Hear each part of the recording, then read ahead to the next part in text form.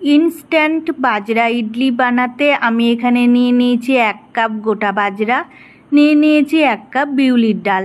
দুটোকে ভালোভাবে ধুয়ে পরিষ্কার করে সারা রাত জলে ভিজিয়ে রেখেছিলাম। এবার সকালবেলা জল থেকে ছেঁকে তুলে মিক্সিতে দিয়ে দিলাম, আর অ্যাড করে দিয়েছি পরিমাণ মতো সল্ট আর একটা কাঁচা লঙ্কা। অল্প একটু জল দিয়ে একটা থিক ব্যাটার বানিয়ে নিয়েছি। এবার বাটিতে অয়েল ব্রাশ করে দিয়ে ব্যাটারগুলো দিয়ে দিয়েছি, আর ব্যাটারের মধ্যে আমি আগেই ইনো মিশিয়ে নিয়েছিলাম।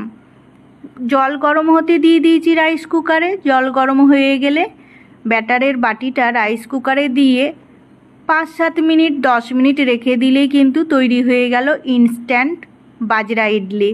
আমি সার্ভ করে দিয়েছি কোকোনাট চাটনির সাথে। এইভাবে আপনারাও বানিয়ে নিন হেলদি টেস্টি ইনস্ট্যান্ট বাজরা ইডলি, আর এনজয় করুন ফ্যামিলির সাথে ব্রেকফাস্টে।